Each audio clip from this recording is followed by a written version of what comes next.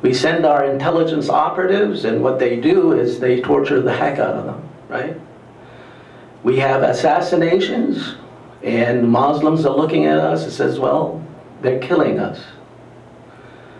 You know, was military strike, this whole business collateral damage, well, you know, we're going to just kill a few in order to save many. But do you realize that's a public relations disaster? Well, again, the hawkish people in our government, they don't realize this. How about any efforts to reintegrate former jihadists in civilian life? Are we doing any of that? Heck no. Again, accentuating the problem.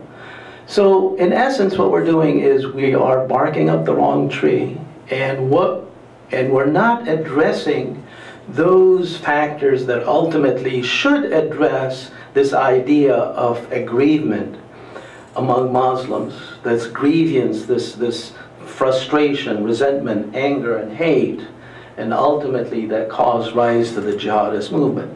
What we need to do, yes, we need to, again, have a very different approach to counterterrorism, a very different approach. It's a quality of life approach.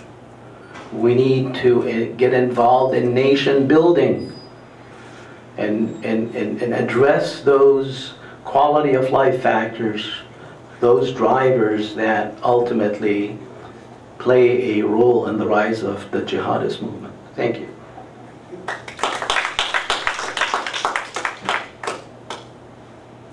Time just evaporates. We're a very small group, so there's no need to field questions through me. Please identify yourself if you wish to make a comment or additional explication of some of the points, or raise a question. So please feel free to do it directly. We're just a very small group. I have a comment. I'm Patsy Krager from Georgia Southern. A few years ago, I did a book review by Ashraf Ghani and Claire Lockhart on fixing failed states. And they talked about, and I think it was a platform to run for president, but it was about rule of law reform as a panacea to the violence in Afghanistan. And it's been a failure because of the tribal factions, everything you have listed there. And it's just so interesting when you talk about the quality of life. So I hope somehow you can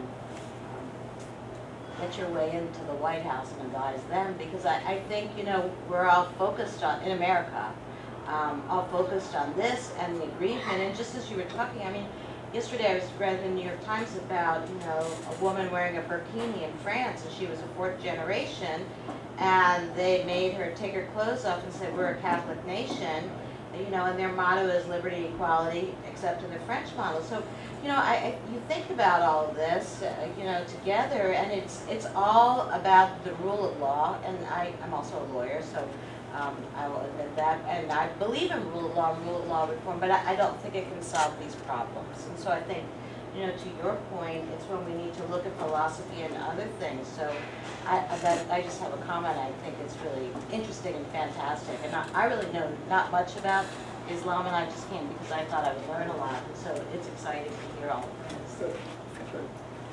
Please. I have a question about Sharia and custom versus codification of certain concepts. I'm curious about how diversity within Islamic societies is managed and handled, particularly in the treatment of the so-called the kufar, the kafir, the infidel, the non-believer.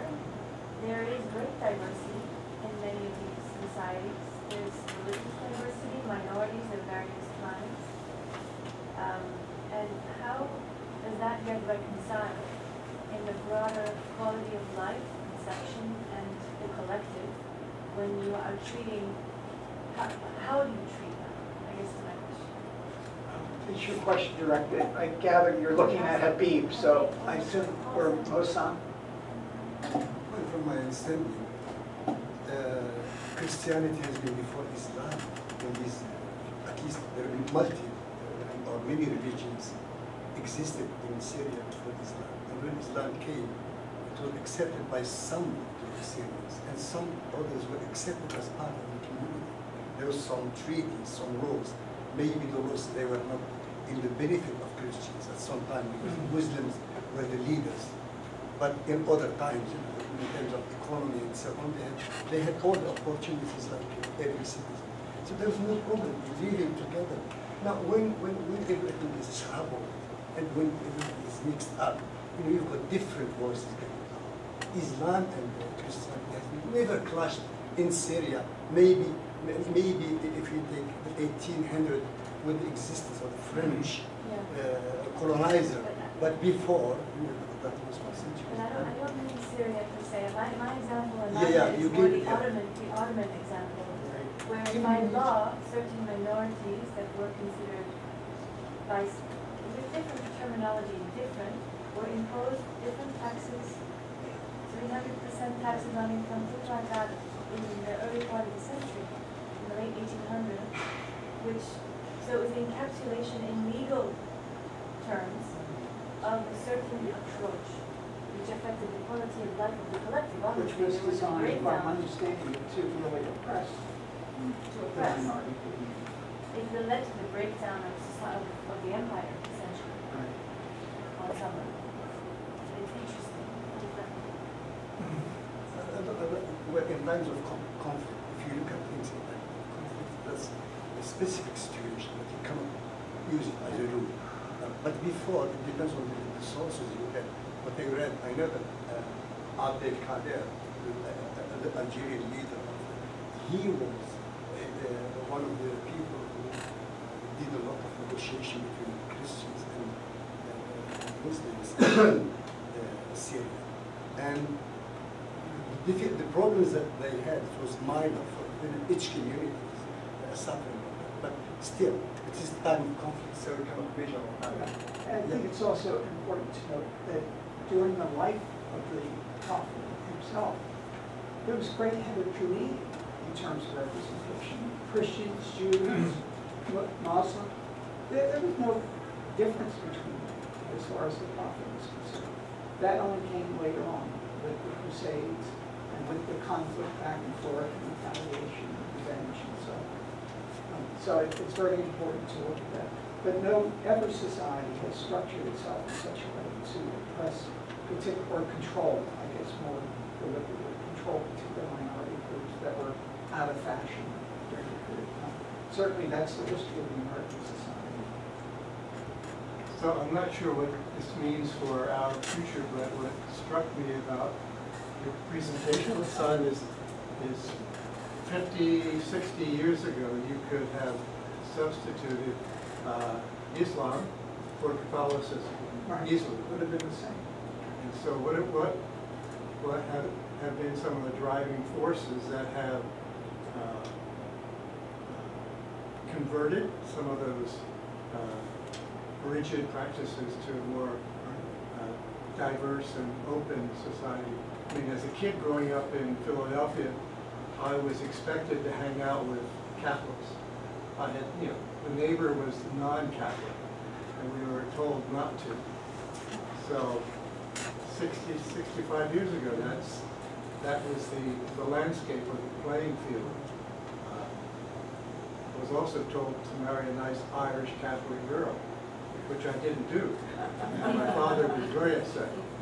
And so in fact, he told me, when I told him I was getting married, he said, have you given her a diamond? I said, no.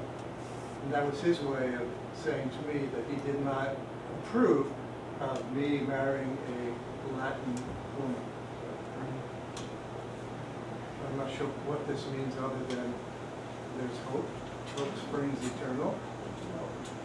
Unfortunately, I just have to say, it's after 3 o'clock now, which is quite a problem. But make your final comment, and I think that somebody It would knows. be a good idea to have a conversation with someone. Oh, yeah. Thank you. Please, this one, you have the last one. So I mean, and I have to say that the second thing of the person, I think he kind of presented a view that there's such a large gap between the Western conception of happiness and Islamic conception.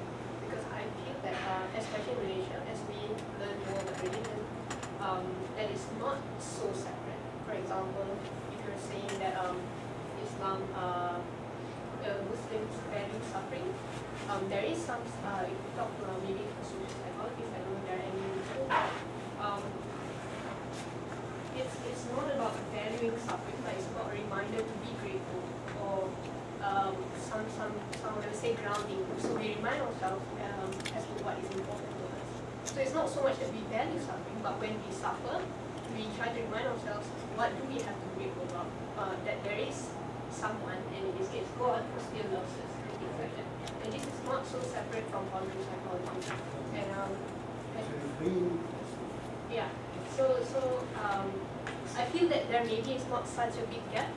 Perhaps if you don't go too deep into it, then maybe that may appear to be such a big gap. I think as we learn more, the gap is not so large, because we learn that, for example, as in not going too much with hedonism, that really is something just like escapism, which kind of makes us feel good for a while, but then we go back and go back to our normal state, so to speak. That's kind of how I feel about it. And the importance of eudaimonia too, being lost. I think, Joe, you made a really great point in there, that it's not just about happiness. Eudaimonia is the other half of it. Because of time, we have to stop, but we can certainly talk informally. Thank you all for coming.